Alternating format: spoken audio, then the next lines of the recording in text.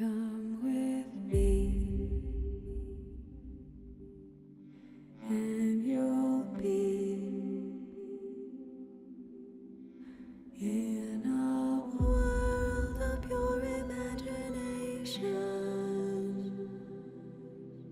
Take a look, and you'll see into your imagination. We'll begin with a spin, traveling in the world of my creation. What we'll see will defy explanation.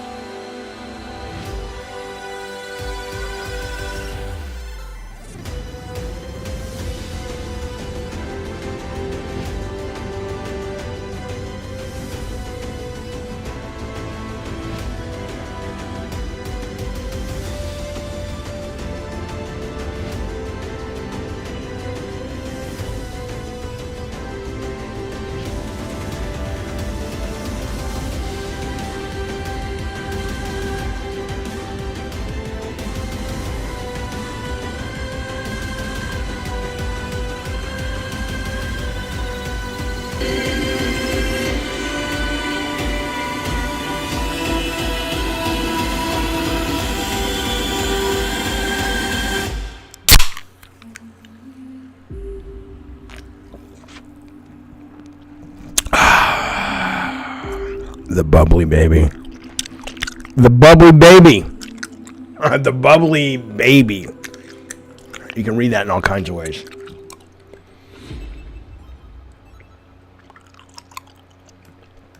All right, now look.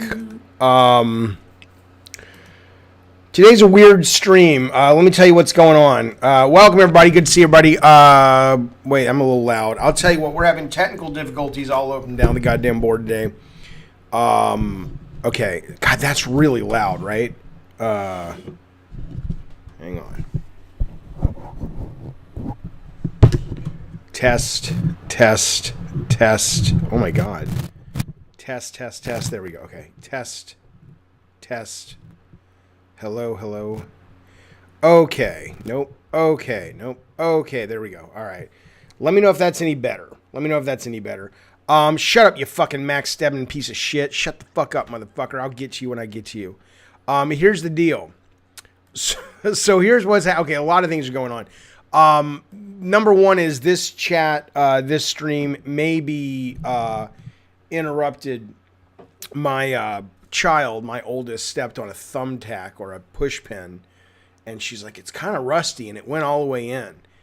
And so her mama's calling the doctor to make sure she's up on her tetanus shots. I think she is. She might need a booster. It doesn't matter. What matters to me, but point is, I may have to take a phone call in the middle of this. I'll just put you on mute, but I'm just letting you know what's going on with that. That's why we're late. I'm late because I was trying to get my bit rate up. It's so funny. I was talking to Wrath over on the Discord last night, and I was like, he was showing me some setups and like, your setup could be better. Your camera quality could be better. And I says to him, you're right. And I showed him though, when I broadcast through Cast or when I actually, if you guys saw a video last night that went up with Stiltskin, the quality of that was so much fucking better. But for some reason going through OBS, nobody cares, but I'm telling you anyway, some reason going through OBS, it looks like this, but my camera is a much higher quality than this, and it's not a bit rate thing. The reason I had to kill the stream a couple minutes ago is I upped the bit rate to the goddamn sky high heavens to like Whittlebone territory. If you know that reference, you were a deep cut Jaffe man. That sounds pathetic and filthy. And it just was crashing the system. So anyway, so that's what's going on. It's going to be a weird one. Also, it's kind of a short stream today because I'm editing a video because at midnight tonight, Destruction All Stars goes live. I don't know if I can cheat it by setting my PlayStation 5 clock to say it's a different time. My understanding is it goes midnight in everybody's individual territory. It's not midnight everywhere, like one central time. So it's 9 o'clock for me. But anyway, I will be streaming that this evening whenever it goes live. So today's a weird schedule for all kinds of reasons. So this stream will not be super long. Why are you on suicide watch, Upvote Bandit? What did you do? I thought you had COVID. Now you're on suicide watch? Holy shit. Raphael says, Papa Jaffe, you always look like a cutie pie with HD or low quality. Explain something to me, Raphael. Are you a gay individual? The reason I ask that is maybe it's just because most of my chat are dudes.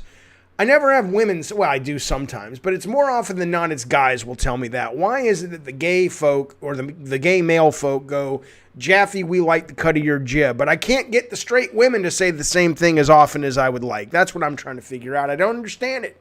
Help me, sir. You're my only hope. What did I have for lunch? Who the fuck gives a shit? I don't know what I had for lunch, pal. I think I had some pasta.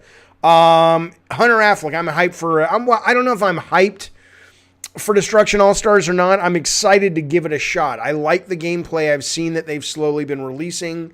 They just put a 30-minute gameplay demo the day it comes out. That went up today. So anyway, but we're basically here to pay our respects to Google Stadia, which, as you may or may not know, and again, the phone lines are open as always. If you want to call in and have your say on this thing, you more than can. Fuck you, Eric Lemon. Eric Lemon says, Jaffe talks about everything but Stadia. Look, bitch, it's called foreplay. Lord knows you wouldn't know anything about that. You got to ease your audience in. If I open it right away, here's what, it doesn't matter. You're just a fucking moron. I love you, Eric. Listen to me. So Stadia is going the way of the dodo. Yes, you're late to the funeral, Victor. Stadia is going the way of the dodo. They announced today, Kotaku broke the story, that they are shutting down their 2 internal studios. One is in LA and the other, I forget where it is. I want to say Connecticut, but that can't be right. And they are going to keep their service open. So if you, like me, purchased Cyberpunk for Stadia, you can still play that. If you, like me, are a member of Stadia Pro, you can keep being that, although I'm not going to keep being that. Of course not. And they just charged me today, right when I was going live. I went to my email and they totally hit me up for February. I'm like, fuck. But yeah, so they're pretty much done. This is not a surprise. I want to talk a little bit about, I do have some people over there I know. I can't tell you all that I know. It wouldn't be my place. But let's talk about what I can tell you. Let's talk about why it didn't work. Now, here's the thing that's really on my mind the most. The thing that's on my mind the most is really, watching gamers dance on the grave of this particular endeavor, right? And I get it, because it's just like, if you go over to NeoGAF, and I could show you, but just trust me, you can go there yourself. If you go on over to NeoGAF, you'll see a lot of GIFs like, fuck you, fuck you, fuck you. Basically saying, ha, ha, ha. And I'm like, dude, a lot of people just lost their fucking jobs. Don't be a fucking dick, okay? And beyond that, these are people that tried something. Right? What have these motherfuckers, and not just NeoGAF, it's on Twitter too. What have these motherfuckers themselves ever built, ever tried, ever risked? If you've ever done anything, you're going to, and you're not living in such a lame little comfort zone that you're boring as fuck, then you're going to fail sometimes. That's what it means to do things. That is how you achieve things, is you try and you fail and you learn and you achieve, on and on and on. I'm not going to give you pep talk. I'm not Coach Taylor, full hearts, clear eyes, whatever the fuck. I'm just saying that, first off, my first response is, holy shit, the body's not even cold. The body hadn't even rigor mortis yet. The body's lying on the slab and they just pronounced it dead, and it's still moaning and gas is going through its body and it's moving. And is it really dead? No, it's really dead. And y'all already throwing a goddamn party. So there's that's on my mind. Obviously, you know, a lot of gamers wanted this to fail. I have a news flash for you guys that this absolutely did not fail because streaming is not a thing. It would be an incorrect, I will get to that super chat in just a second, Shay. I appreciate it, buddy. Thank you. It would be an incorrect statement to say that Stadia failed because gamers don't want streaming. The jury is still out on that, okay? Here's what we know, okay? I'll go to the chat in a second. I want to get you guys' feedback. I know Salty's Gamer's in here, and he and I got different opinions on Game Pass. I love the guy, but we got different opinions on Game Pass. We got different opinions on streaming, right? It's okay if he still wants to get to work by riding a buggy in a goddamn carriage, but I like to be in the goddamn future, right? Salty's lives in the past. That's how it goes. But you know what? He's still a good dude. I'm surprised he has power in his home to actually power his goddamn YouTube channel. But there you go, Saltiest Gamer. So look, though. The point being, this did not fail because gamers are rejecting streaming. Okay?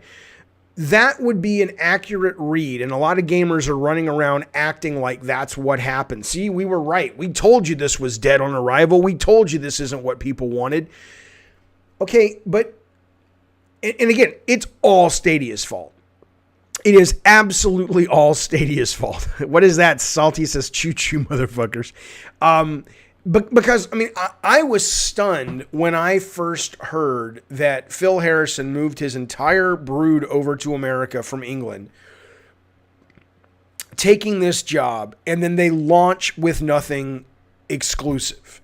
They launch with nothing, for the most part, exclusive. There were little things, like there was a game called Glint or something. I mean, just, you know, really almost, that wasn't shovelware, but it was nothing that was going to make anybody give a fuck, right? Really small little, you know, games from, you could have almost had them done out of kids coming right out of USC that had no ambition. That's kind of what some of these small games felt like that were their exclusives. And I'm going, okay, you know, why in the world did Stadia get into this? Because Phil Harrison's not a dummy. He should have known this wasn't being set up to succeed. If you go, oh, we're going to launch, but we only have 5, 8, 10 months to launch and we have no time to build games, and you're not going to give me enough money or enough ways to incentivize other publishers to let us have exclusives on our platform, why in the world would anyone jump at this? Unless they had told the guy, dude, we're going to launch it, but you've got 4 years of runway.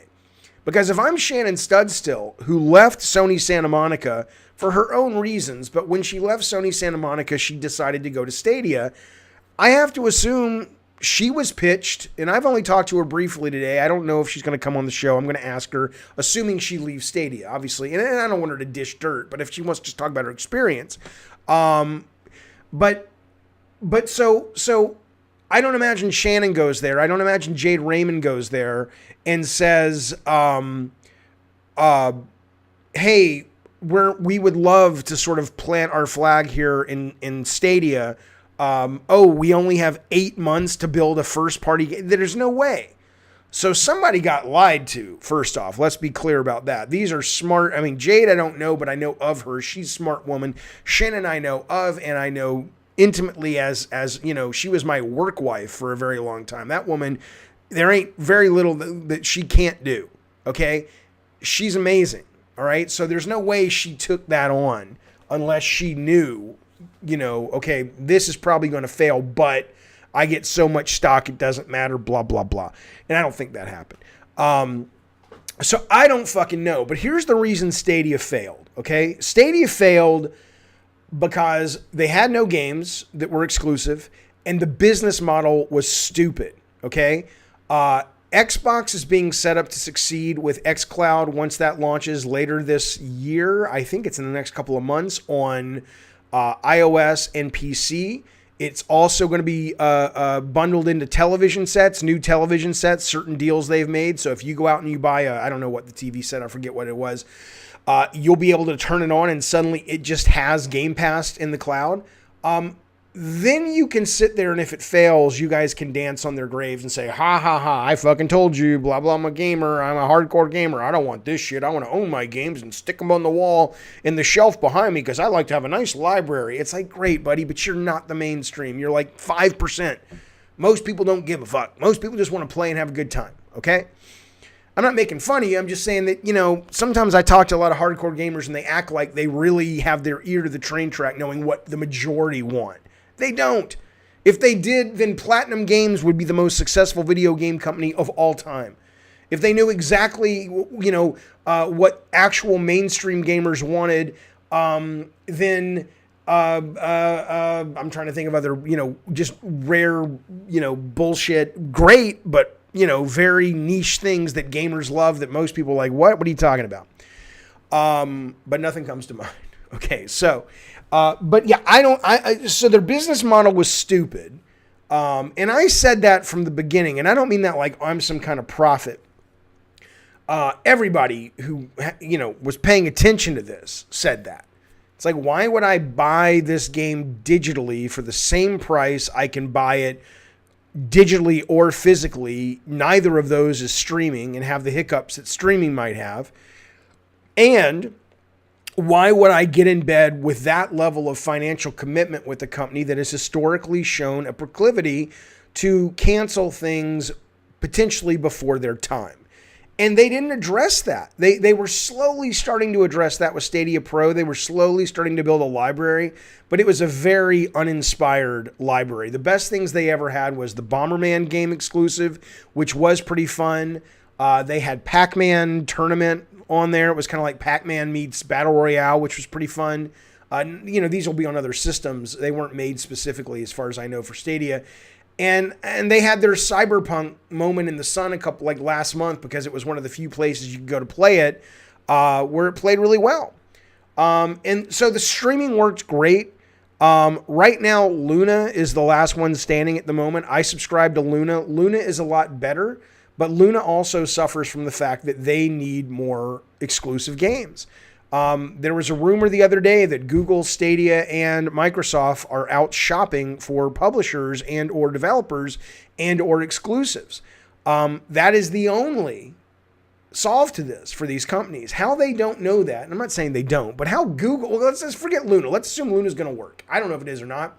I play it. I really like it. I played AC Valhalla on there. It was pretty fucking good. It's a great experience, as good as Stadia.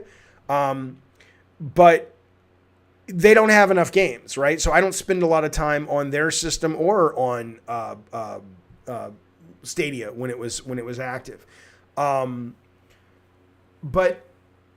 it is a very unusual thing to look at Google and go, what in the fuck happened with that company? What in the fuck happened with that product? How they had Jade, they had Shannon, they had Phil Harrison. Before Shannon and Jade, they had Phil. These are not stupid people. Yes, you can always call in, man. Call in now. How in the fuck they didn't realize this? I don't know. Saltia says America's internet infrastructure is not ready for mass adoption of cloud streaming. Yes, I know, but that's not the point, though. That's not why it failed, right? Most people who tried Stadia, this is the problem I really have. I'm going to tell you something. I don't have an actual personal problem with gamers like this, but the debate isn't a fair one sometimes, because it's kind of like right now I'm debating people on the medium, and they let their emotions get in the way, and they don't actually discuss with facts, right? So yes, there's no one in the world is denying that there are a lot of people still in America and in the world in general that can't do video game streaming. There are some people who can't even do Netflix streaming, but that's enough to make a business out of it. But certainly you are absolutely right. There are people who currently, a large percentage of them, who can't make this go yet. Okay. We absolutely know that. You think Stadia doesn't know that? You think Stadia and Google and Sony and Xbox and Luna don't have a clear sense of the state of the state of the internet infrastructure in America? This is that call I was telling you about. I'm going to put you on mute. One sec.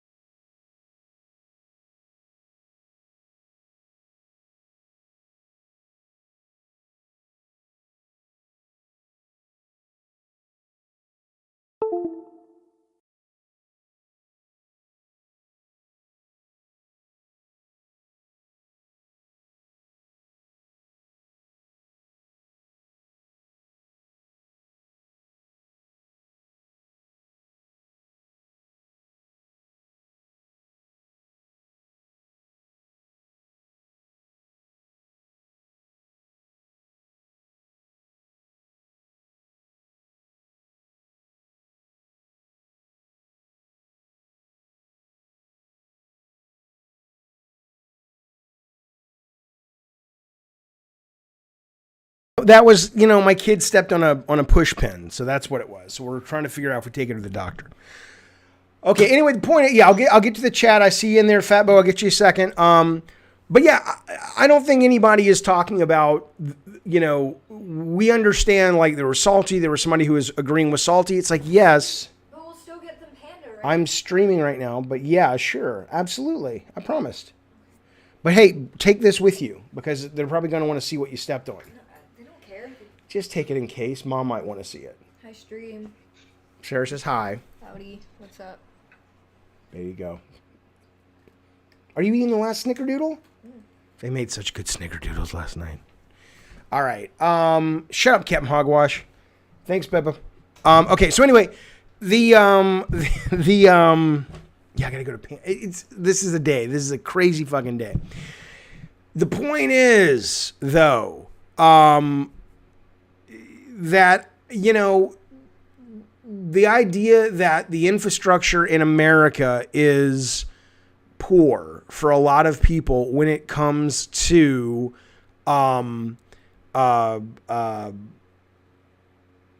internet streaming for video games. Yeah, we absolutely know that.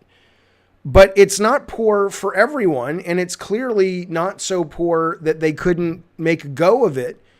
I stream. I have both services. I don't have Salty's has better internet than I do, and it was a great experience. So the idea that it failed, all that's all I'm saying is gamers, if they want to have an honest discussion, debate about this, what they have to do is they have to stop acting like they have to stop acting like their own personal internet connection is the mainstream. There's enough people out there that have an internet that can do this. That Sony, Xbox, Microsoft, Microsoft, Google, Xbox, and Luna have said, we're going to give it a shot. It's data caps. Not everybody has data caps. I don't have data caps. Again, these guys are not morons, you guys. Stadia did not fail because of data caps. Stadia did not fail because of poor internet. It may fail. Luna may fail for that. Game Pass, the xCloud may fail from that. Absolutely. I'm not saying you don't have a point. I'm saying you don't have a point right now. Because right now, it's very clear why Stadia shat the bed. And yes, exactly, Paul. There was not enough content. There was no exclusive content for the most part. You saw what happened when Cyberpunk was a game that only could be played on Stadia or a high-end PC. Suddenly they were able to get a bunch of people playing on Stadia. And a lot of people were saying, oh shit, this is pretty good. It's pretty fucking good. I agree with you, Brandon. They failed because of the content, price, and business model. 100%. That's what I really want to find out when I talk. When the story gets told on this company, that's what I really want to find out. I want to find out why in the world this happened. Because this was not, this was so easy to foresee. Okay, I'm going to get to 2 super chats, and then I'm going to get the voice call coming in, and then I'll get to you guys chat there. Okay. Hooray to you says, thank you for the super chat, buddy. He says, really enjoy the insights through insight streams. Keep it up. Thank you, sir. I appreciate it very, very much. Saltiest Gaming, hang on, we're going to talk about that. Shay drops super chat. Thank you, buddy. He says, Jaffe, what happens when you call this phone number? 1-888-447-5594 and 1-800-613-8840. And what is the story? It's just amazing. I'm assuming what that is. I don't remember the number specifically. I'm assuming what that is the number for the God of War Easter eggs. If that is correct, what I will tell you is that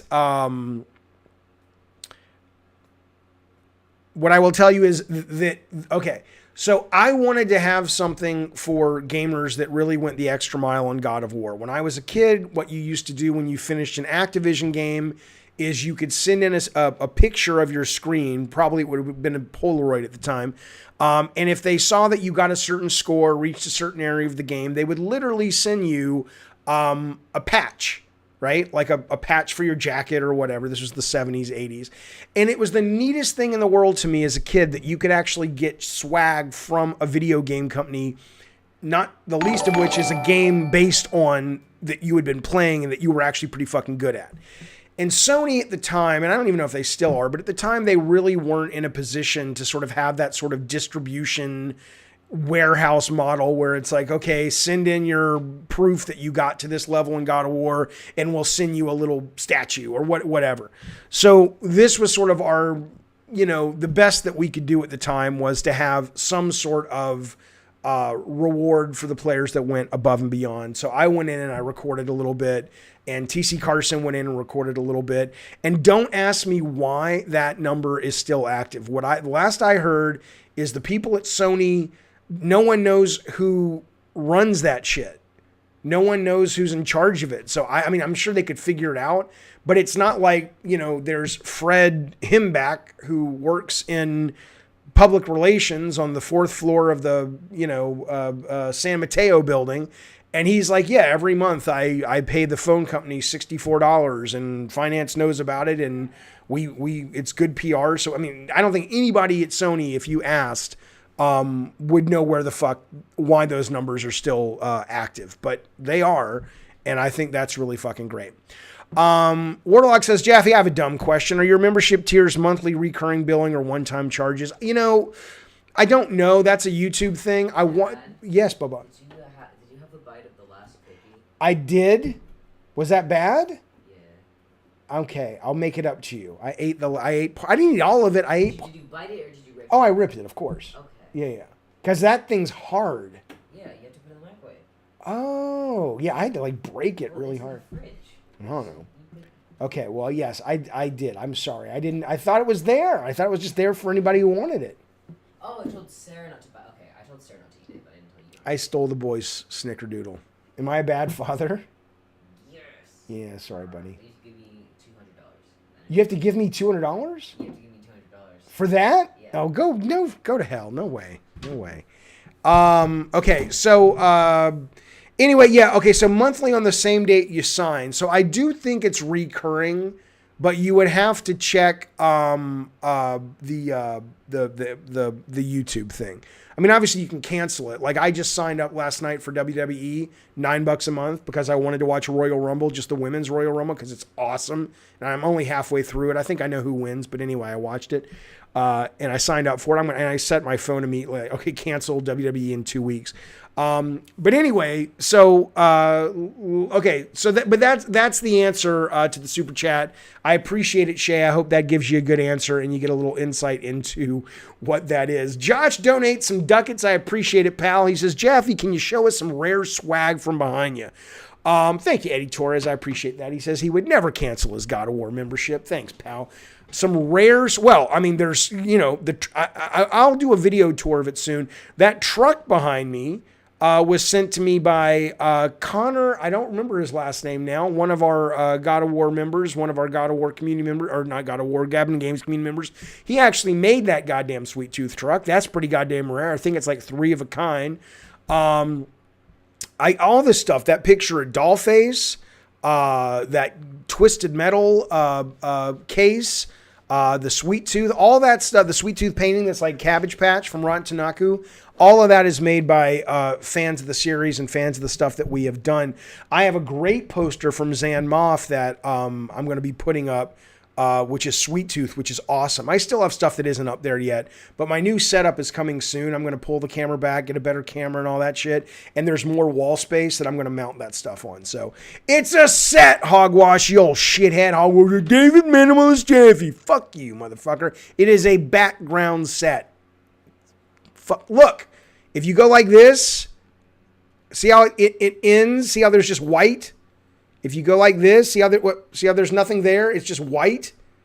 It's built literally to match the camera, you fucker. I will absolutely put the statue in the background of Kratos, sure. Jaffe, will Epic exclusive business model save Stadia? Metalhead, I don't know what that means. Can you help me out with that? Angel says, Jaffe, is it true Destruction All-Stars has microtransactions that are bad? My understanding is the microtransactions are all cosmetic. So if they do have them, they're only bad if you want cosmetic shit, but I don't think it affects gameplay. Okay, Fat Boo, are you there? Yes, sir. Yes, sir, Jaffe. Thanks for taking my call, man. How are Any you? time, pal. What's going on?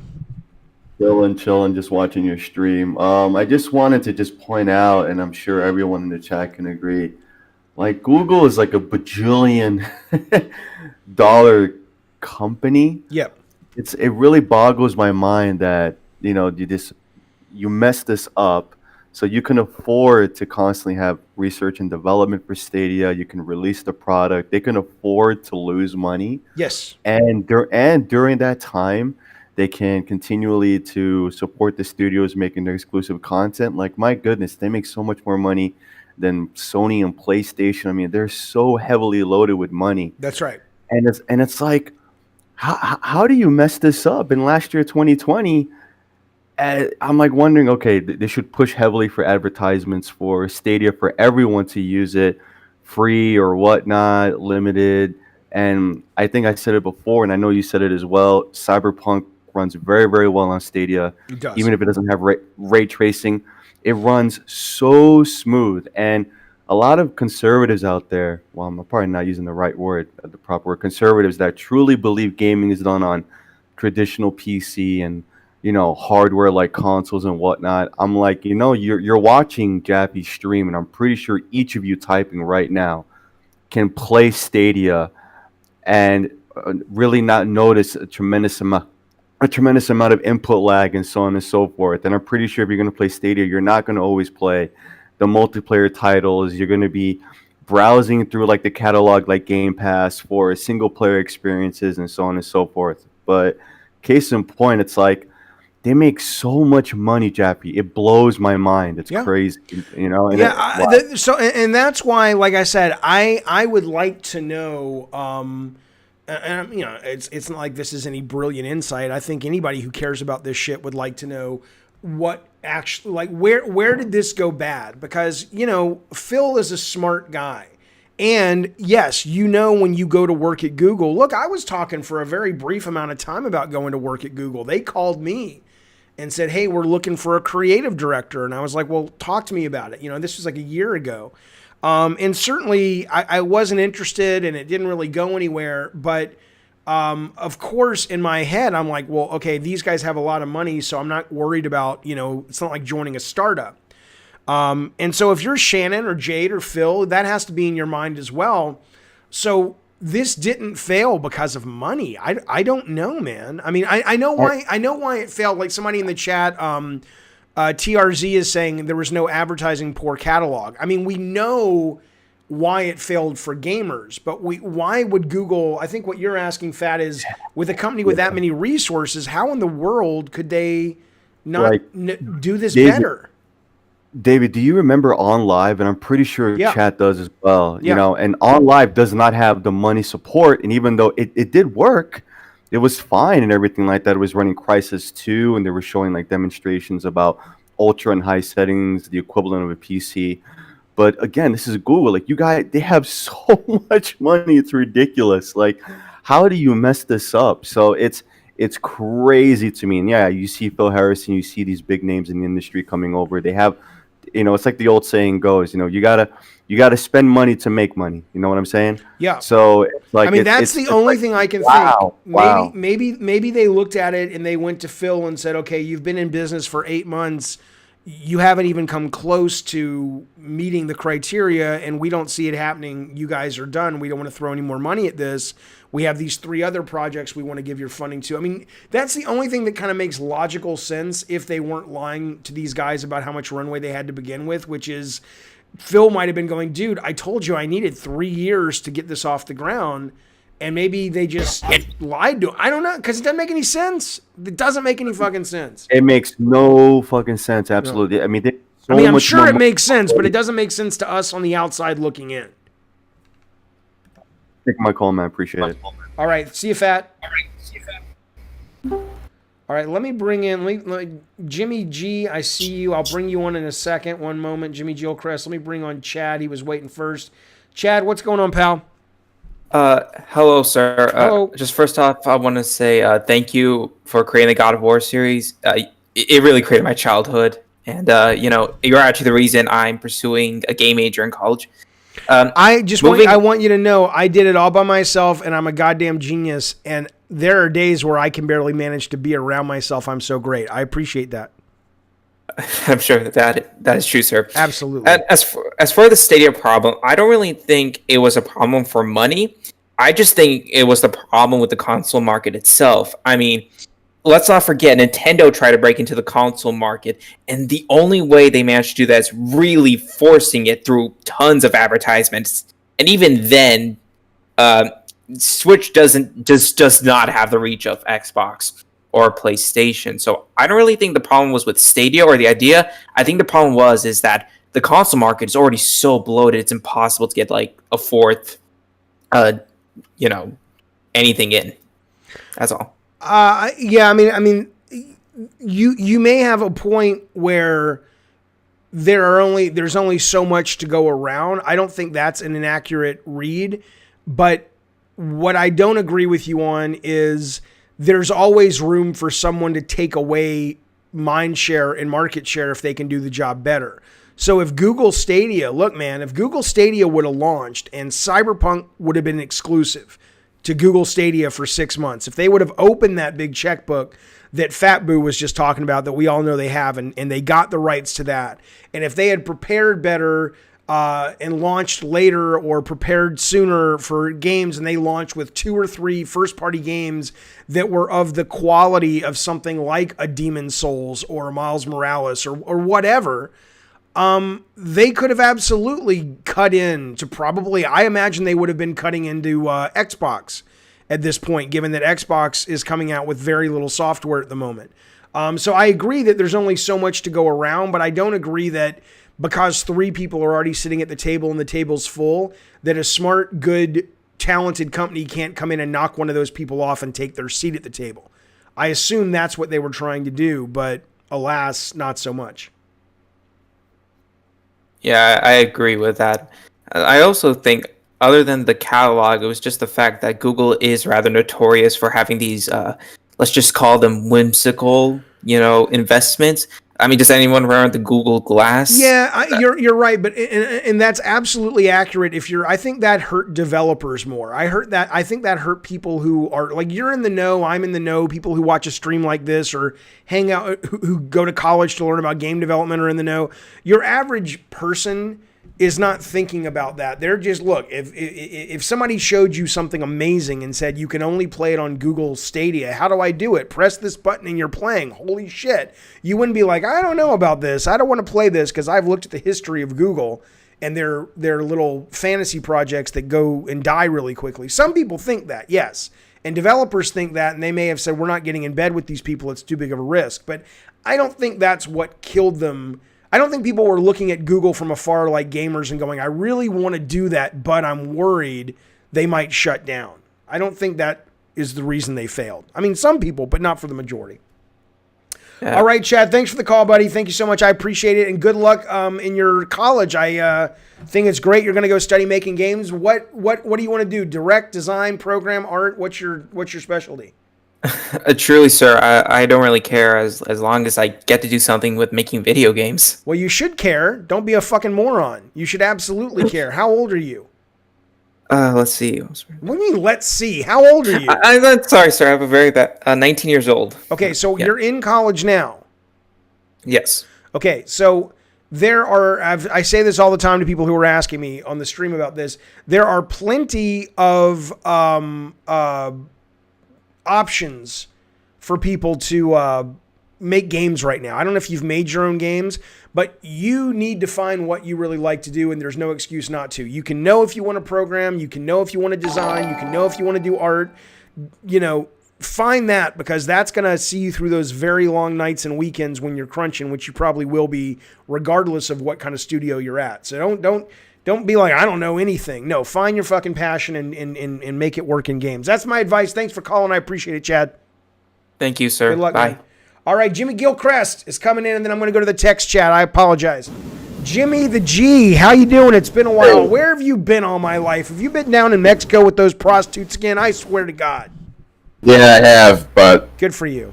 well, on a serious note, since we're on the topic of failure, I was serious, but keep going. right now, I lost a ton of money in the stock market last year. Uh-oh. I'm still invested heavily in cryptocurrency, Okay. but to make matters worse, the main thing I'm invested in has been halted by the Security Exchange Commission. It went down by 80% in value.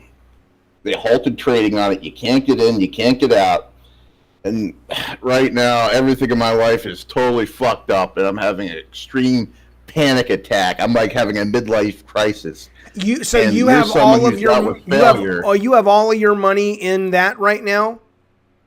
And part of it, I've got other crypto, but the main thing has been getting fucked over by the SEC. Yeah. And Okay. you're someone who's dealt with failure and adversity. I'm calling you for advice. Like, how do you put your best foot forward?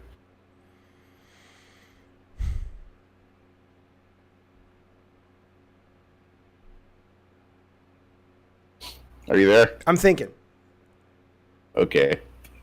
I mean, it's a good question. Okay.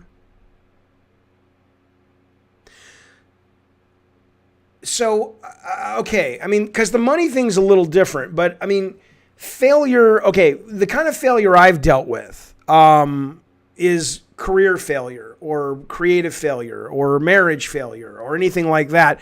Those are things that all of those had incredibly valuable life lessons that they gave me in exchange for the bloody nose that I got from failing.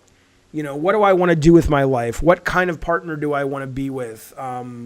What kind of business do I want to run? Do I even want to run a bit? You know, if you look at failure as an opportunity to growth and as a necessity for growth, it's a wonderful gift. It is an absolutely wonderful teacher. And people in our culture are trained to run from failure and be shamed by failure and never embrace it and never see it as the necessity that it is. But when you're talking about investing, I mean, the only failure there is, you know, I guess if you get a lot of money again, I mean, what are you going to do? Not trust the Security Exchange Commission? I mean, I don't know. I don't know what lesson there is to learn yet from that, other than don't invest in anything but money in your mattress. I have no idea, but I know it hurts. I know it's scary. Well, I'm not calling you for financial advice.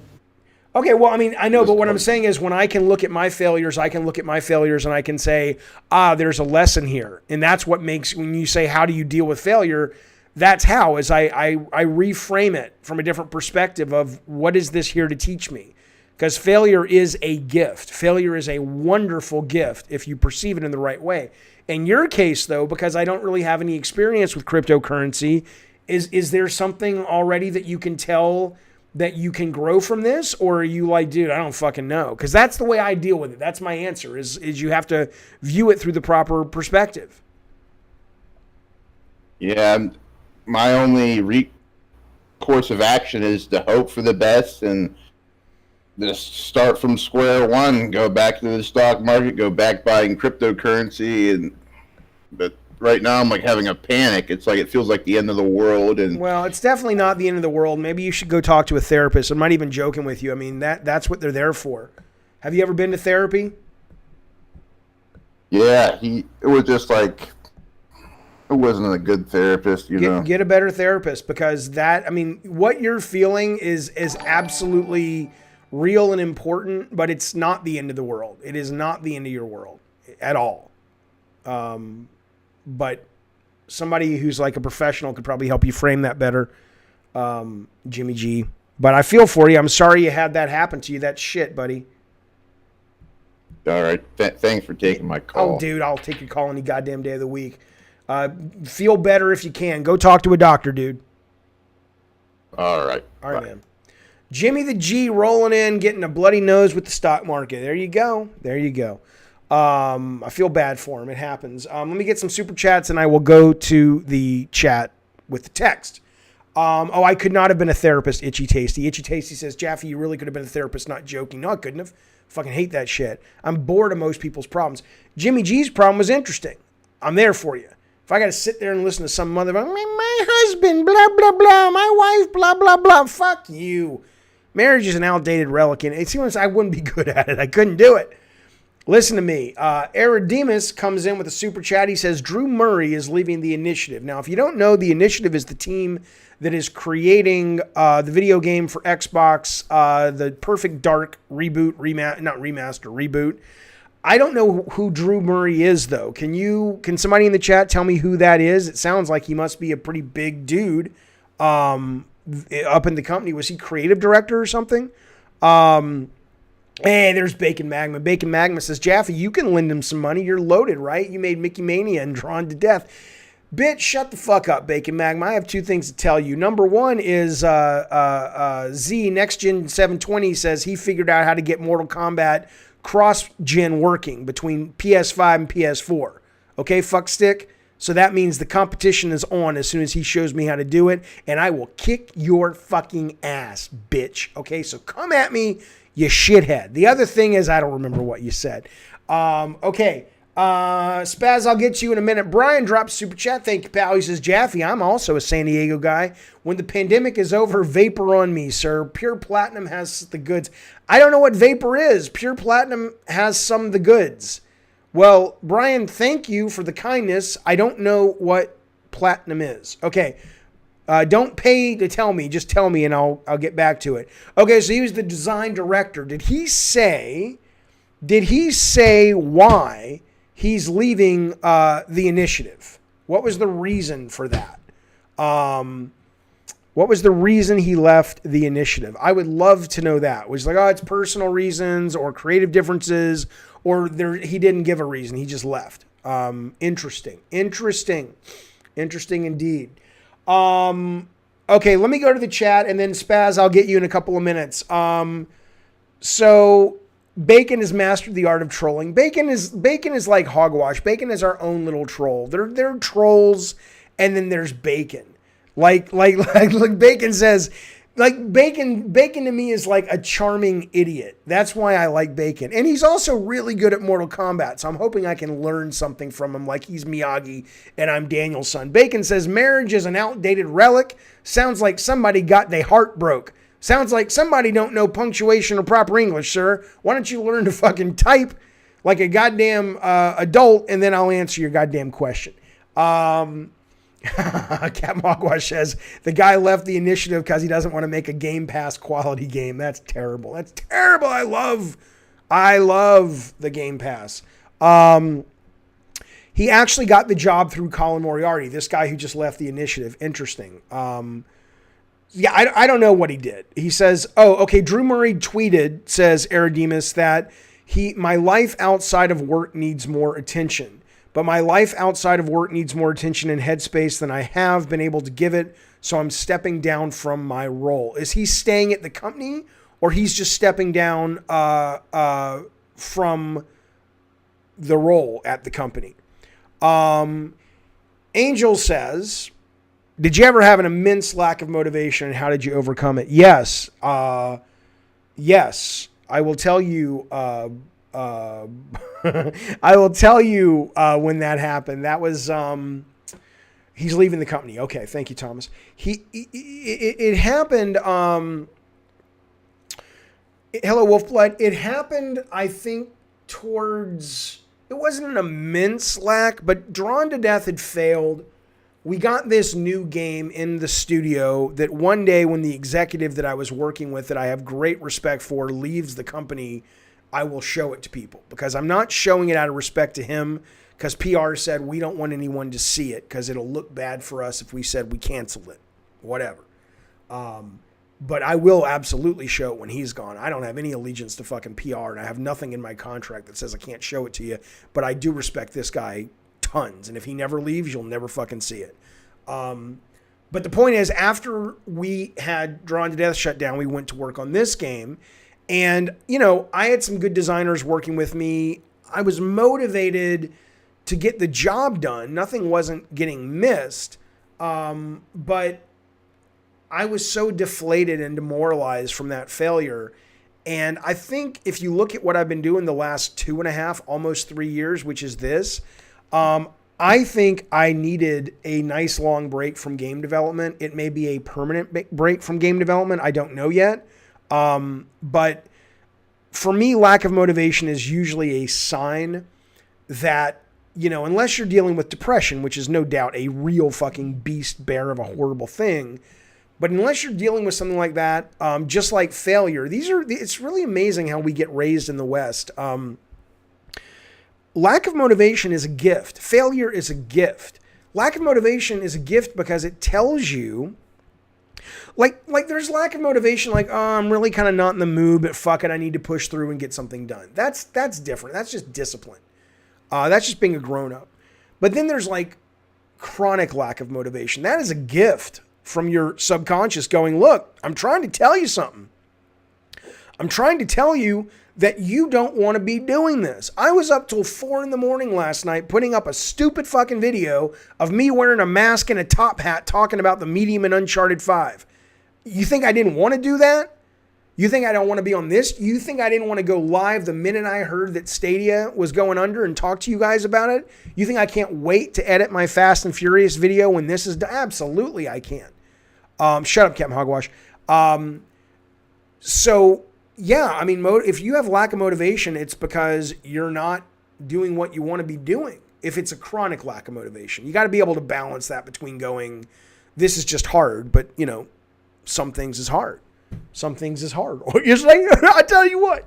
The news came out, Battleborn servers are shutting down. I'll get right to you in Spaz in 1 second. This is Sod. Recently, the news came out, Battleborn servers are shutting down, and the single player will also be unplayable. Thoughts on how streaming can impact online-only SP games? I'm more than happy to answer the question. I don't understand the question. Why would streaming impact online-only single-player games? Are you suggesting that like it's a game like God of War and Sony takes it off the server? I mean, I don't know what you mean. George says, I see what you're talking about. During my day job, I don't have much interest, but during the weekend, I spend hours working on personal stuff. Yeah. And that's a balance that you can work with. Fuck off, crikey, mate. You failed at reviewing good games? Really? Fuck off. You think the Medium... I don't think the Medium's a bad game. In fact, I did. I'm telling you, I'm pretty fucking great at design, right? I'm pretty fucking good. If you watch that video I put up yesterday that literally you are getting like $500,000 video game design consultancy education. You are. If you watch that fucking video about the Medium and you watch me take it apart about why it doesn't work as well as it should, that's don't fucking come at me, motherfucker. Fucking come at me. I can review your fucking, fuck you. Johnny Mentology, thank you for the super chat. He says, let me see. Ha ha ha. Still gets me. I'm so glad you spent your money on something that makes no goddamn sense. All right, here we go. We're bringing in the Spaz Boz. Spaz boy. Blah, blah, blah, blah, blah. Spaz, where you at? Get on in here. What's up? What's thanks up? for letting me be here. All the time. Let's do this in song. Spaz, what do you want to talk about? Go. I wanted to talk about my lack of being able to sing. Well, good job, pal. Keep going. Well, you're making it sound like with Google Stadia, like the whole thing is gonna die. Well, I mean, it is gonna. The whole thing. Okay? Go ahead. Go. I know your point. I think. Go ahead. Like, aren't they still gonna add new third-party games to it? Well, I mean, they say that, and maybe they are. Maybe they have a number of third-party games under contract that are scheduled to come out over the next 6 months because they've already made those commitments, and they can't get out of them. But if they're basically saying we're shutting down original games for this and we're just going to keep the service going, you know, and they also said they're going to try to maybe license the technology to other game companies, like whether it's Epic or Xbox already has their own, Sony has their own.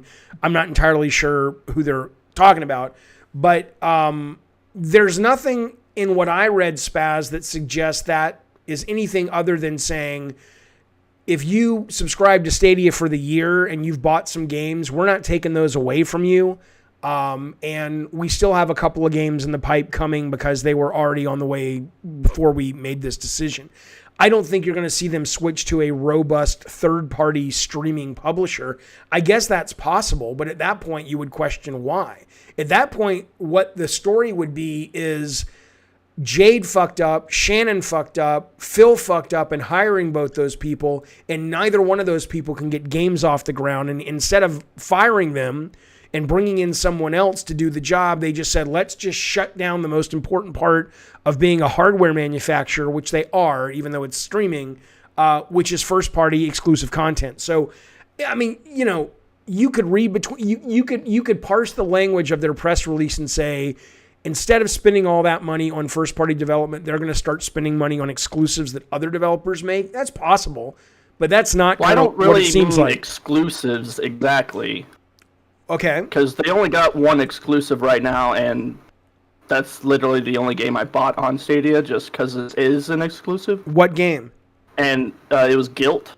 Oh, yeah. Came out, Yeah, I think, I played with it. Stadia. Yep. And I mean, it's a meh kind of game. Yeah, I didn't like it. I still haven't beaten it, which I want to eventually, but I mean, they could still add third-party games that are not exclusive for Stadia. Yeah, and they it's mainly could. for like the people who can't afford the other hardware, right? Yeah, I mean, there is a scenario. As long as you got the internet. Yeah, there's a scenario they paint which says, look, we could keep Stadia going for another 10 years, and it's just going to be a place that you can just, you know, play these third-party games if you pay us a monthly fee or you buy them. Yeah, sure. I mean, I'm not saying that's not a way you could read that press release. It sounds, you know, it seems when you make such a big shift like they're making, shutting down these studios and everything and sort of pulling investing from the thing, it seems weird that they would suddenly just pivot to a new business model but it's possible. Yeah, you're absolutely right. I think it's more likely that they're just going to kind of run out their commitments and in a year and a half it's going to be gone. But I don't know. It's just a guess. I just hope I can one day maybe download that exclusive game to my computer instead of having to stream it. What exclusive game? Oh, Glint, or whatever? The Guild. Why? It's so... I mean, it's not that good of a game, but just to be able to download it and play it off my own hardware, because not everybody has a good enough PC, but my computer is definitely better than the ones that Stadia provides. Interesting. All right, Spaz. Why, as always, buddy, I appreciate the call. It's interesting. It's an interesting take on what happened today. I don't know what the answer is, but what you're suggesting could absolutely be the way it goes. And I think for a lot of people who still love Stadia, maybe that's what they're saying. We'll find out. Yep, thanks for having me. All right, man. All the time, bud. Anytime. All right. You thank God Stadia is dead, says Zentrix. Why? It's ridiculous. I'm having a lack of motivation, says Angel, and sometimes I think to myself I got to do stuff, and I overcome it, but days later I relapse. Sometimes I just feel useless. Well, you might have depression, buddy. I mean, I'm not saying you do, but you might have depression. That might mean... let me ask you this. I'll give you a great example. I'll get to that super chat that just came through in 1 second. So I'm going back on my ADD medicine this week, right? I got a new prescription for it.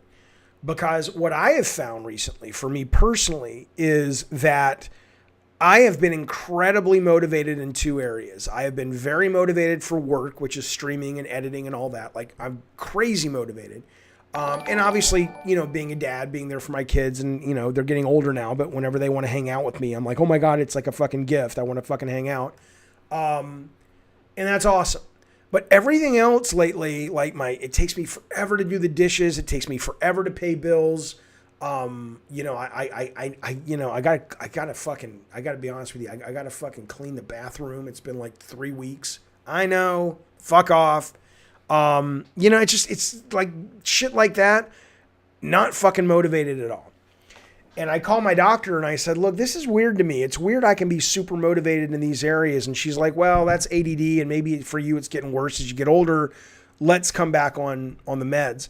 And so I'm going to try it and see. So my point is what you're describing, again, I ain't no professional, but what you're describing, at least from my life experience, suggests that George, there's not a random dookie floating in the toilet. I didn't say I don't know how to flush it. I just haven't cleaned the whole bathroom in about 2 or 2.5 weeks, you fucking moron. The point is, though, is that maybe that's what you're dealing with. I'm not saying it is.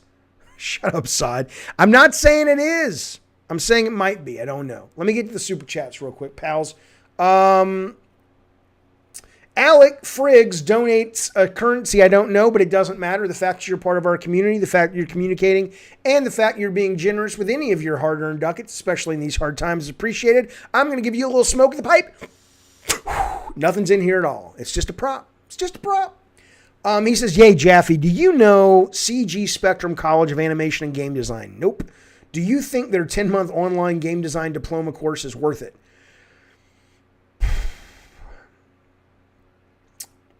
Okay, first let me get to Christopher Gorley. He donates super chat. He says, love the video last night. Long live Stiltskin. Thank you very much, sir. I appreciate the super chat. And it's so funny. When that character comes on, he usually is a dud. But he comes on last night. The only reason I had him on, I'm going to get to your question, Alec, in a second. The only reason he comes on last night is because I was testing out filming off OBS to see if the resolution was better, and it was much better. And I'm like, fuck it, I'll talk about video games as this character. And suddenly it's done really fucking well, which is so fucking rare. But yeah, I will bring him back for sure. Absolutely. But I appreciate it, Christopher. So Alec, okay.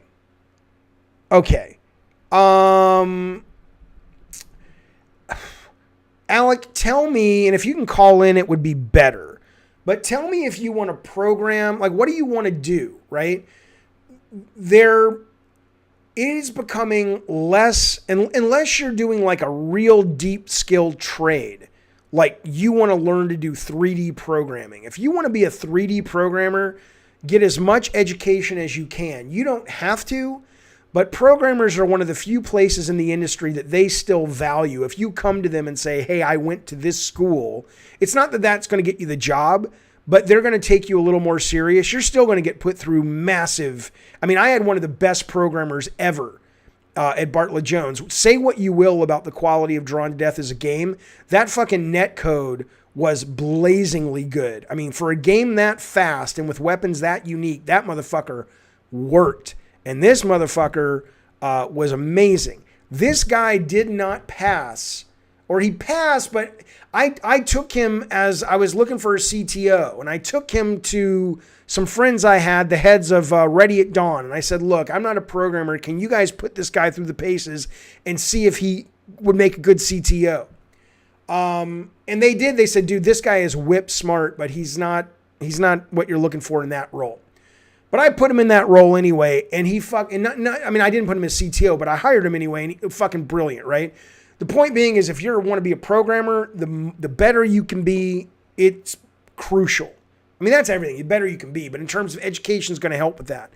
But if you want to design, for example, if you want to write, even if you want to do art, I can tell you, I don't think she would mind. Andrea Daly, who was and is a great fucking artist that I worked with at Bartlett Jones, I hope to work with again. She just put a cartoon up today and reminded me of how much I love her style. She's always saying, oh, I should not have gone to art school. It was such a fucking waste of money.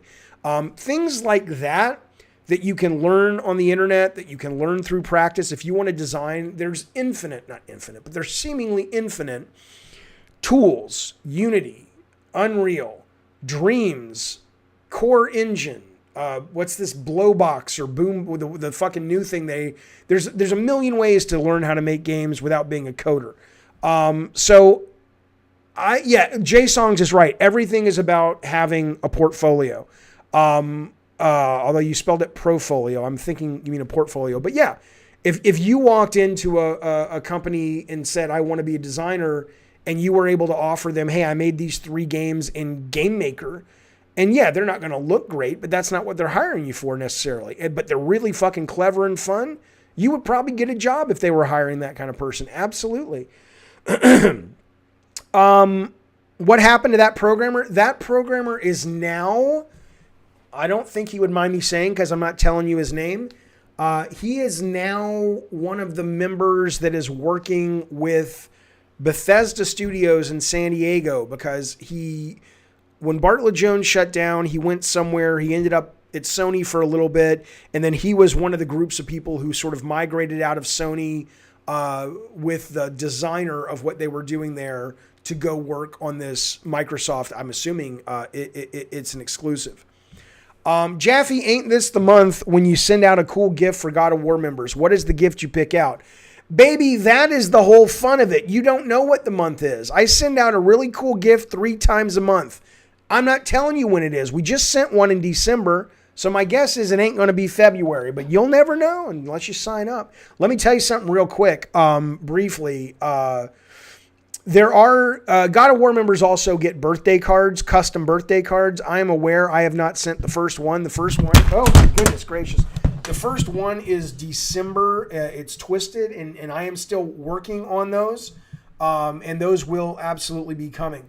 The God of War, there wasn't one for December. My understanding, if I remember, it was November. November, we gave away these Twisted Metal. Where is it? We gave these away. By the way, I want to tell you, volume's less. Okay, hang on. Is that better? Is that better? By the way, I want to tell you, the Mortal Kombat, or whatever our game night competition is coming up. Okay, here's what I got to tell you the truth. Here's what's going on. So, this truck, I'm going, and again, I'm not being presumptuous. But everybody who wins these says, Jaffe, can you sign it? So I'm not acting like, oh, you want me to sign it? I'm not being an arrogant fuck. I get asked that a lot, okay? This is the one I'm giving away, and I'm going to sign the truck, and I'm going to mail you the truck, and it'll be the one that's been on the stream. So this is the prize this is the trophy, basically, for the competition coming up. It's a Funko Pop Twisted Metal truck. The reason is I have another one. Let me show you this real quick. Let me show you this.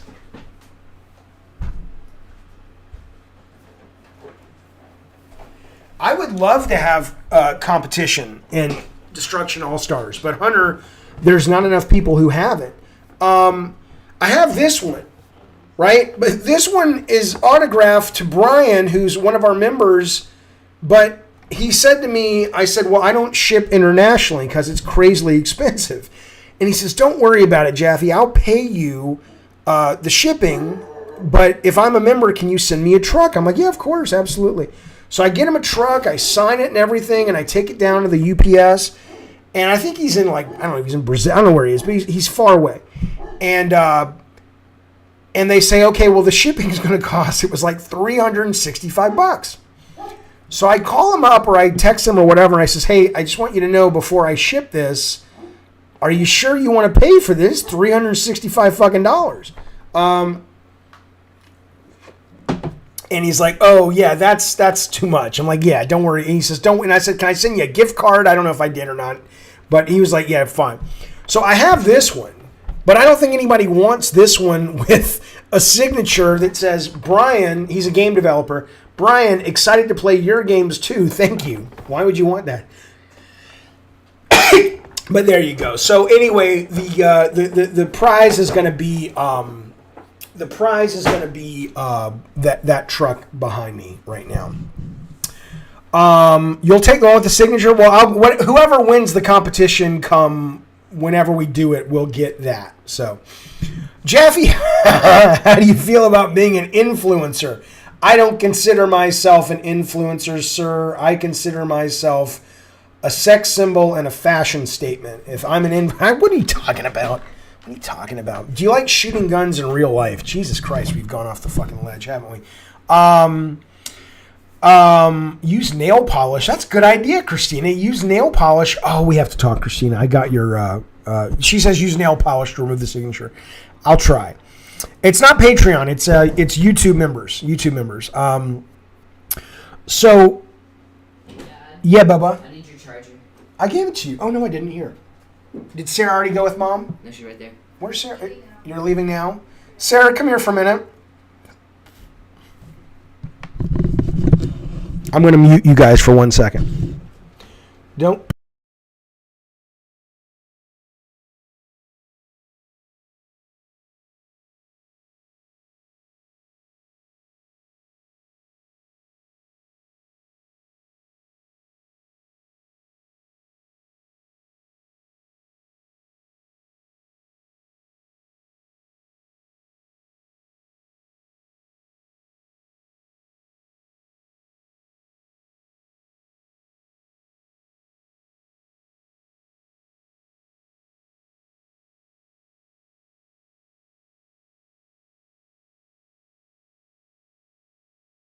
So bad at parenting. I just told my kid something, and she's like, "Why would you tell me that?" I'm like, "Fuck! I got it wrong. Sorry. Sorry. I love you too." Things are bad. That's the general consensus. Wait, what?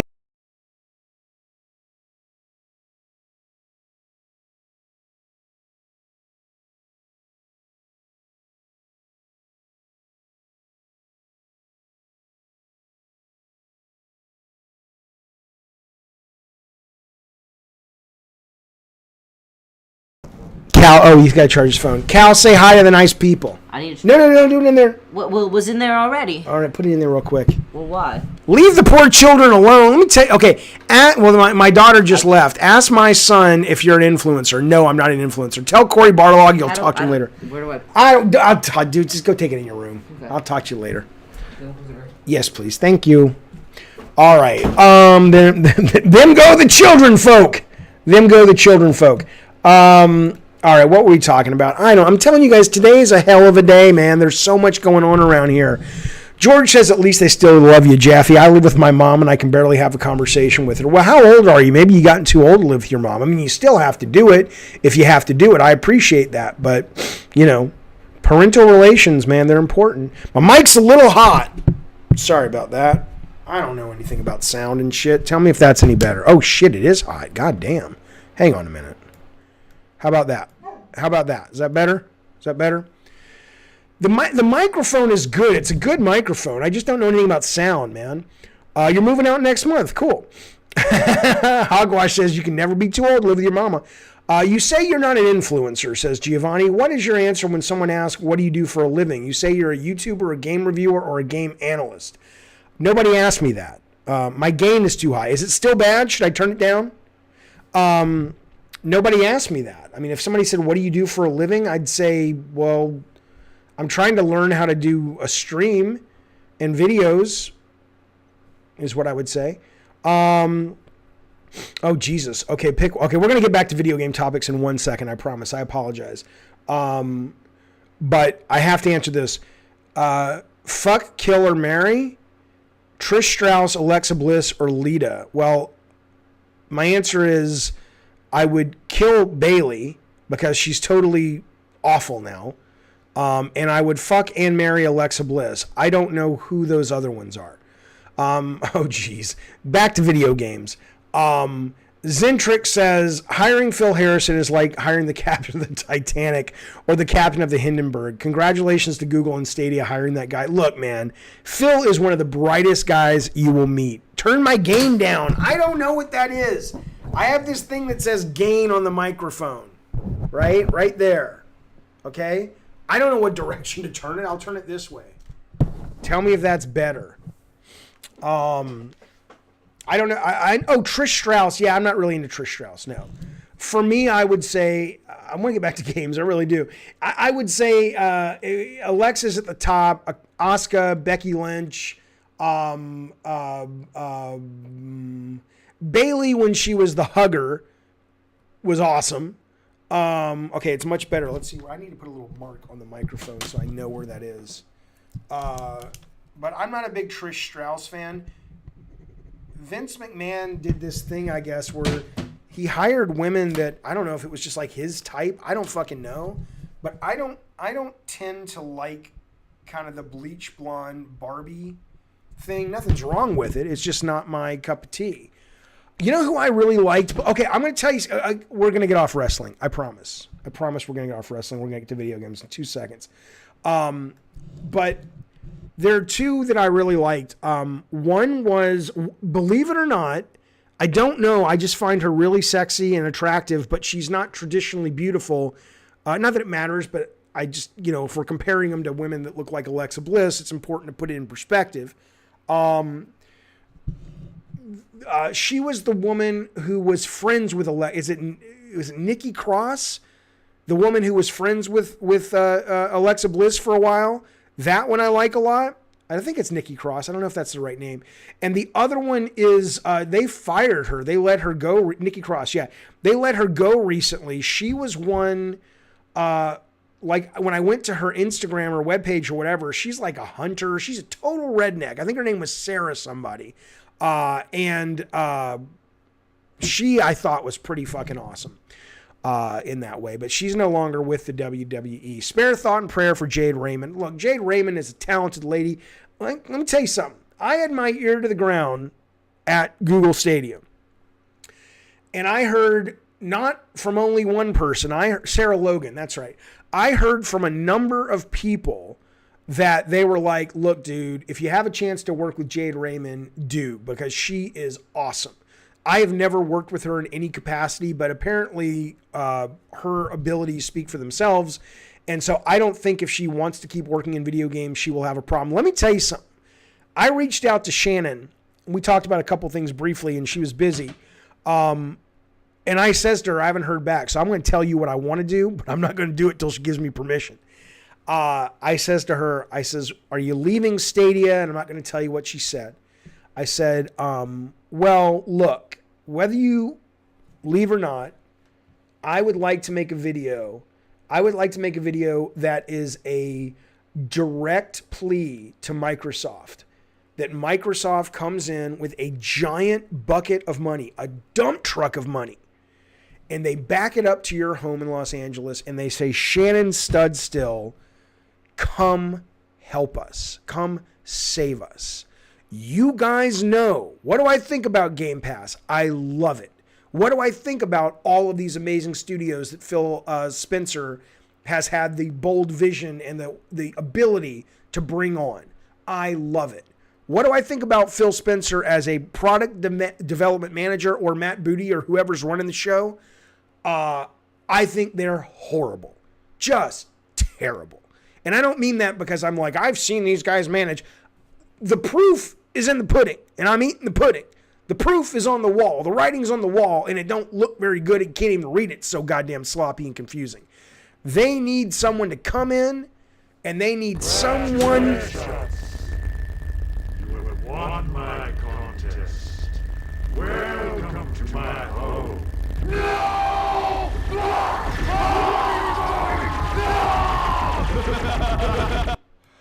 Well, I do declare we have a new Cult of Calypso member. I'm Taylor Swift. Welcome, Raphael, to Cult of Calypso status here on Gabbin' Games. You know, Raphael, coming up this week, one of the benefits of being a Cult of Calypso member is you are able to do lunch with Jaffe, and that's coming up in just a couple of days. And then we're doing a movie night this weekend, double feature for members only. There's a lot of things that are happening coming up, and you son of a bitch! How dare you say I'm not a good manager? Hey, Phil, fuck off, dude. I am talking to Raphael. He just pledged to be a Cult of Calypso member. Why in the fucking world are you interrupting us welcoming him? Give Raphael blue waffles, Taylor Swift, and some Zoloft, please. I would appreciate that. You listen to me, you fucking whippersnapper fuckstick. I'm a good manager. You wait and see how good Halo is, and I'll shove that game up your buttocks. Raphael, welcome to the Cult of the Calypso.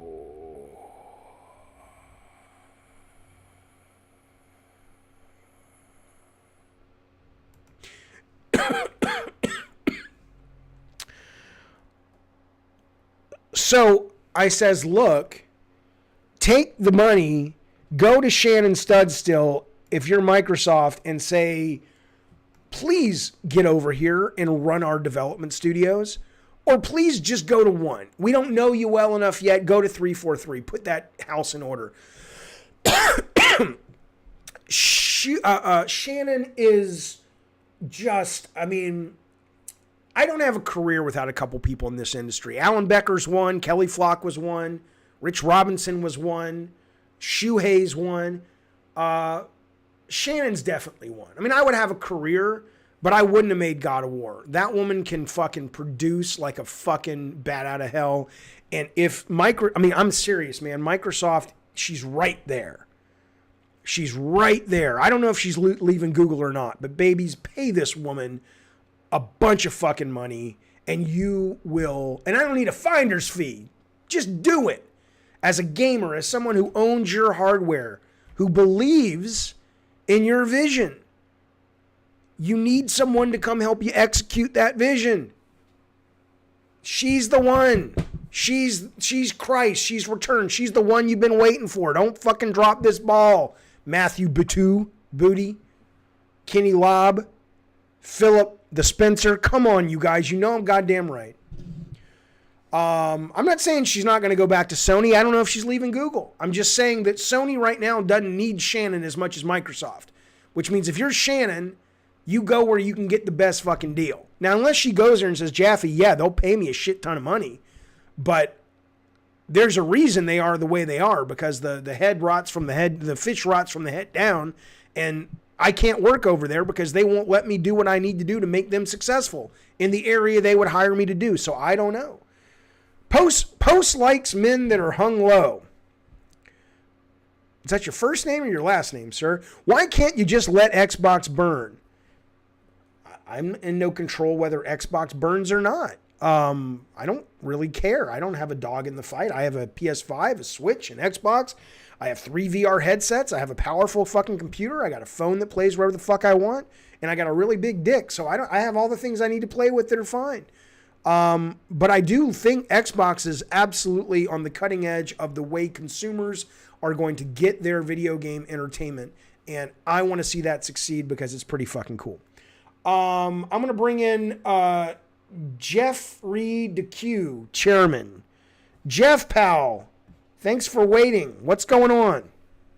Hey, Jaffe. Sorry, I forgot to change the nickname. What's your... Ignore the meme for now. What is your actual name? George. It's me again. Oh, it's George. What's up, man? Yeah, so just one simple quick question. Why haven't you finished the God of War review yet? I haven't. Okay, here's exactly why.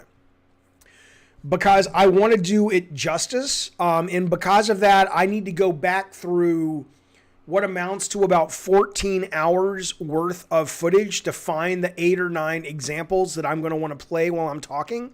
And that's going to take a long time, right? I could easily just point I literally pointed the camera at me after the Medium review and just talked. I can do that and have that up tomorrow. But I assume like here's my quick review of God of War. It's wonderful. It's brilliant. It's one of the best games I've ever played. It shows that Cory Barlog is a genuine, if he did the writing primarily, but whoever wrote that game is a genuinely good writer.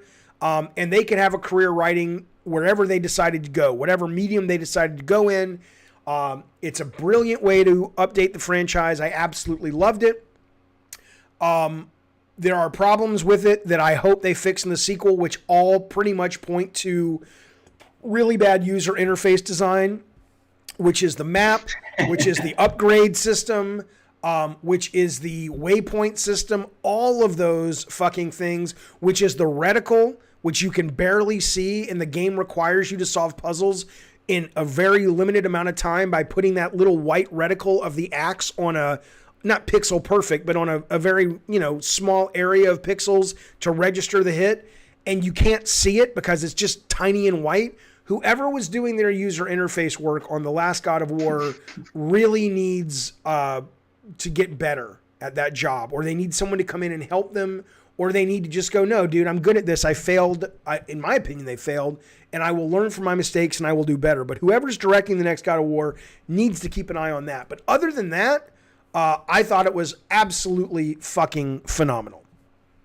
No, I agree with you. It was really helpful hilarious actually watching you struggle so much with the armor upgrades every time you went to the smith shop. It was just like you in physical pain. It was hilarious. But I think there's actually in the documentary Raising Kratos, I'm pretty sure the guy that did, if not most of the UI, at least the most recent version, does show up in the documentary towards the tail end.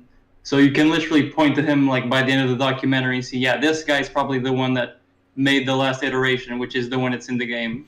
Don't Yeah, know I if mean, they still I'm have him or not trying to point fingers like you suck or anything. I'm just, Yeah. you know, it's a great fucking game. It deserves all the accolades. And as I said when I was playing it, could I go back and make a great God of War game? Abso-fucking-lutely, with the right team. But I could never make that game or come close. I don't have the abilities as a storyteller that Corey has. That was just so well done, up and down across the board, that I just absolutely loved it. So, Yeah. Do you think you would ever push for like a modern day sex minigame, like to homage the old ones, or do you think you just like no, you wouldn't even go there because you know you wouldn't? Have I would hope I would be clever and creative enough to find a way to do it now that referenced it, that still did for the character what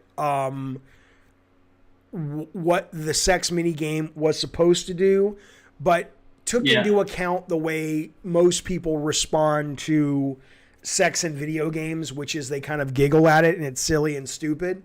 So I would definitely want it in there, but I would want it in there in a new way so it doesn't feel as out of place as it did in the past. So that's what I would say. Completely understandable. Yeah, that all sounds great. I hope you managed to do some really good production value for the review, and that looks great. And then if you like, I don't know, like manage to get Corey in there for like even 2 minutes just to comment on it, I think the video would have a good chance to blow up or something. So. My next video though is going to be the Fast and the Furious Crossroads review, because that game is the shit, and I'm working on it right now. You asshole! I hate that game so much. It's so stupid. Have you played it? I literally saw someone play the entire game. It looks terrible, and I hate driving games. Listen to me. I hate driving games in general. So okay, well that's different. It's a great fucking game. You go to hell, sir. I'll see you later, George. Bye, buddy. See you, man. Laser printer, are you there? Laser printer, can you hear me? Yes, I can. I'm calling you from the International Space Station. What's it like there on Earth? That's good. It's all right. What's going on? It's all right. So, hey, no. So I already said. Oh, is it enough? Is it time to stop the shenanigans? It's enough? Nah. Go. Keep them going. No. So I already said it in the chat, but I'll say it again. As far as I'm concerned, Stadia's death was unofficially announced with that Cyberpunk bundle. It's the same exact thing when Sega gave away a free Dreamcast with SegaNet. I know I'm not the only one that remembers that. I remember when Sega gave away, for Sega Saturn, they gave away Virtua Cop, Virtua Fighter, and Daytona. No, this is different. If you signed up for SegaNet for I think it was about 2 years or so, you got a free Dreamcast and 4 games, right?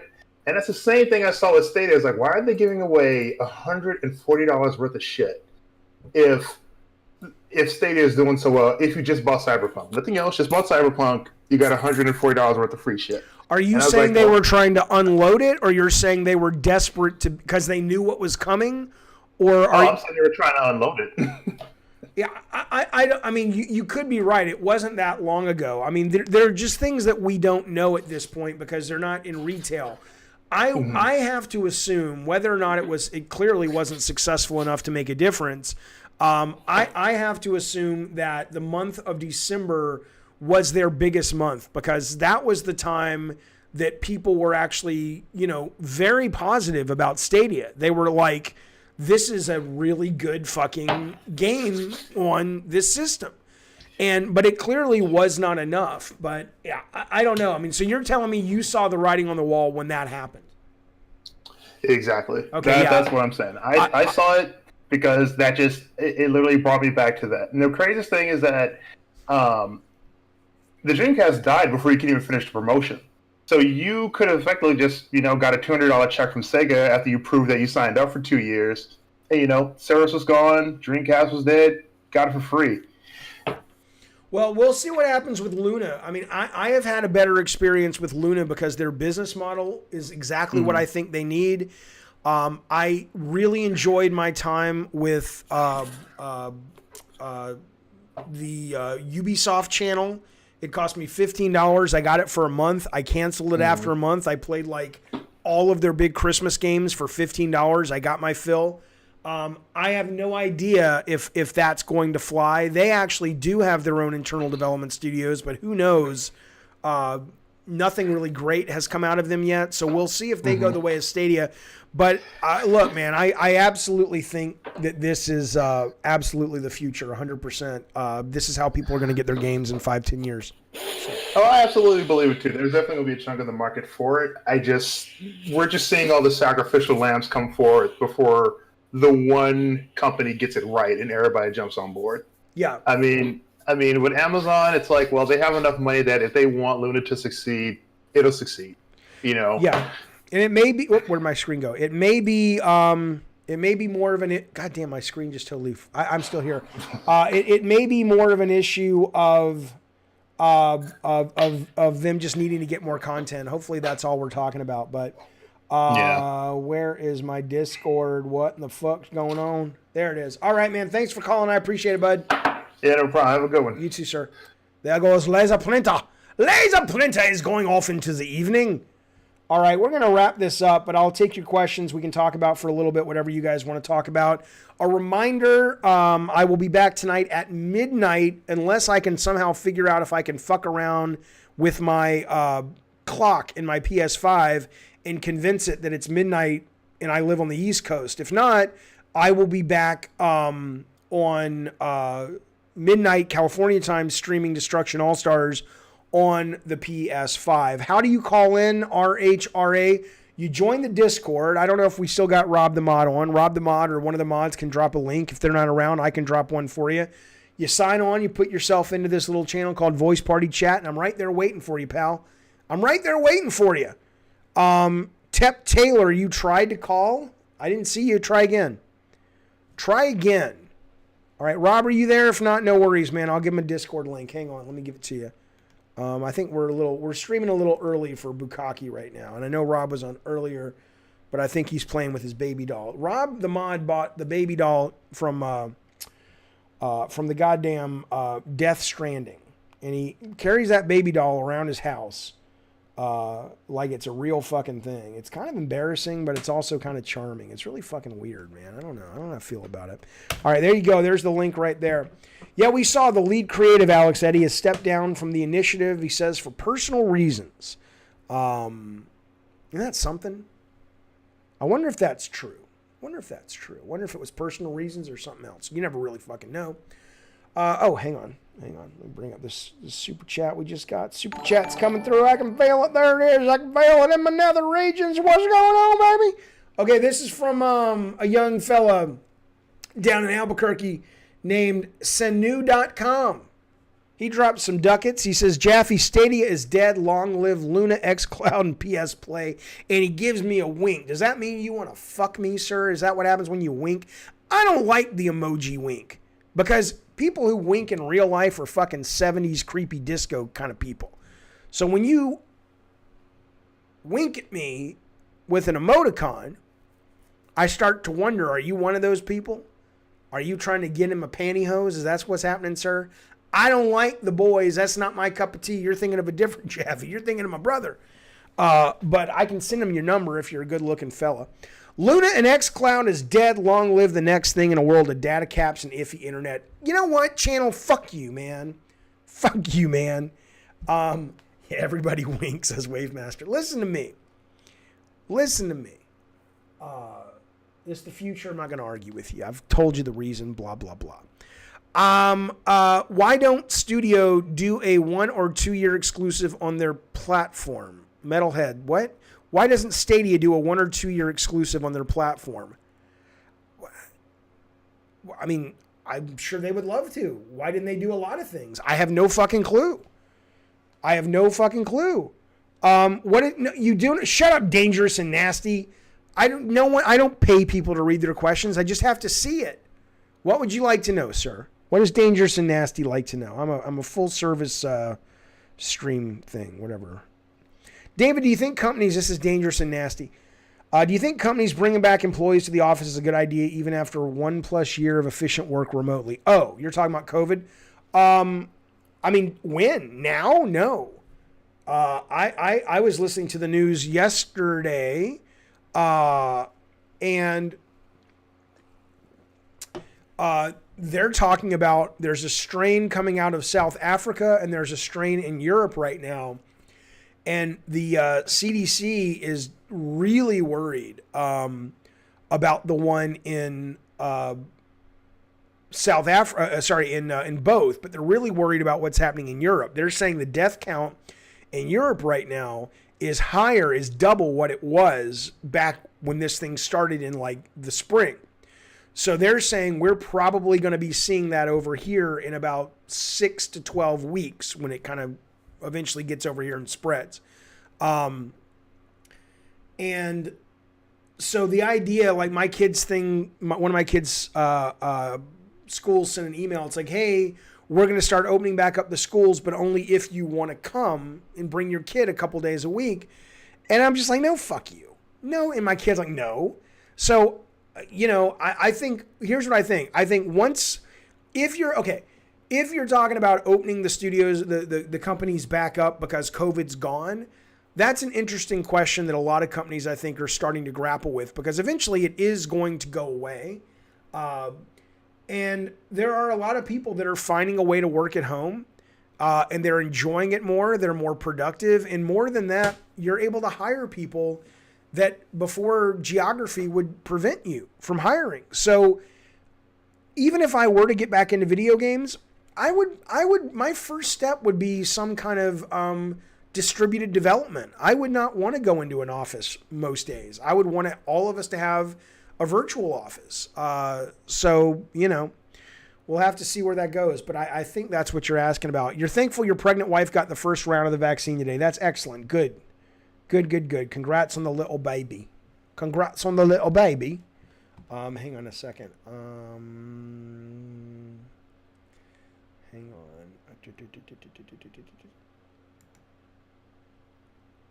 Okay, I'm calling this guy R.H. Rabar, who wants to talk. But he can't because he's only, there you go. Are you there? Can't. Yeah. There you go. What's up, pal? Hello. Hello. How about now? Can you hear me now? I can hear you great. What's going on? Hey, man. I just want to let you know that is the audio situation cleared up? Can you hear me? I can hear you great. Can you hear me? Perfect. All right, let's go. I just want to let you know that me and my best friend, we actually met and became friends because of God of War. How so?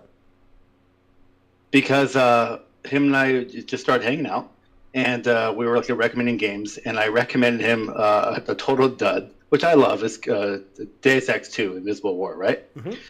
And I gave him that game. He goes, I don't like it. It's bullshit, whatever. And then one night when I was like fucking 18, 19 years old, I said, hey, man, you got to try this game called God of War. And he goes, I'm not interested. I'm like, dude, you play as this dude who beats the fuck out of people in Greek mythology. He's like, okay, I'll try it. I don't talk to him for a week. And then a week later, he goes, hey, man, this game is awesome. Oh, wow. Okay. Yeah. And so he started telling me about like how much he had like pressed the circle button to like stab the minotaurs, and how much he just kind of blew through it, how much he loved it. And actually to this day, fucking, I don't mean to curse on your stream, but you fucking cunt washer. Yeah, but I just want to let you know that was the start of our friendship. And, okay. And now we play Borderlands 3 like 2 or 3 times a week now. Oh, that's awesome. That is awesome. I love hearing that. I hear stories like that regular, and I hope other members of the God of War team do. And it's just one of those things that, you make this stuff in isolation, and then Mutant Mo says that would be a great job being a cunt washer. You make this stuff in isolation, and you don't, you know how it affects people because you read the internet or whatever. But when people actually share it with you, it is a really nice thing to hear, because it's happening behind closed doors. So I love that story. I appreciate it. I've told this story once or twice, but I'll tell it briefly again. It didn't happen to me. It happened to Ashley Morgan, who was one of the game designers on God of War 1 and I think 2. And she was at E3 one year and she was wearing her God of War t-shirt. And this guy comes up to her and says, I just want you to know that game really, I love that game. It made me so happy. And it turned out that guy was Robin Williams. And the idea that any of us had any part in ever giving that guy even a shred of happiness and entertainment and joy after all he gave to the world was just absolutely fucking crazy to me. So I love hearing about stories where people played the games and it affected them. So thank you for calling. I'm glad you found a pal through it, and call back anytime, buddy. Thanks so much. Thanks, Dave. Bye. Yep. There you go. Hang on a second. Okay. There we go. That's the show. So listen, I want to tell you something. This evening, it's going to be late. Midnight tonight, I will be streaming PlayStation 5 exclusive Destruction All-Stars. If you got yourself a PS5 and you're part of PlayStation Plus, it's free. Happy to have members come online and play with me. That would be awesome. But I'm going to start with the single player, see what I think. And then, of course, I'm going to jump into multiplayer. I don't know how many people are going to be online because not a lot of people have a PS5 at this point. But we'll see what happens. But yes, as Dangerous says, hit the like button if you liked what you saw. There's a video going up tonight or tomorrow, Fast and Furious Crossroads. You're a goddamn idiot if you miss it because it's goddamn great fucking video game. Max Ankar, there he is. You know, Max, I hate to embarrass you. Every time you join, I tell people what you do. But I'm proud of you, and I'm excited you're here. Max is the head special effects guy on the God of War games at Sony goddamn Santa Monica. He was there for the very first one, and he's leading the team that did the last one. Think about that. You guys got yourselves a genuine celebrity here in Gabbin' and Games. Hello, Maximilian. We're talking about Destruction All-Stars, Max. That goes live today at midnight, or I guess tomorrow at midnight, here in the California, and I am looking forward to it. I've definitely not cleaned. Oh wow, that's disgusting, Edward. Yeah, I'm looking forward to it. All right, but I'm out because I got to get some editing done, and then I'll see you guys tonight if you're there for the Destruction All Stars, and if not, I will probably be back tomorrow for a normal stream around 3. If not, I'll definitely be back the next day. Stay on at David Scott Jaffe, and you'll know when I'm going live. How many hours away, Brian King? For me, if it goes live at midnight, I am 7 hours away. It's 4:40 here, give or take. Yeah, so there you go. All right, I will see you guys later. Bye, everyone. Thank you, everyone. Thank you, Rob. Thank you, RPG. Thanks for modding. Thanks for the super chats. Thanks for the subs. Thanks for the memberships. I will see you soon. Bye, y'all.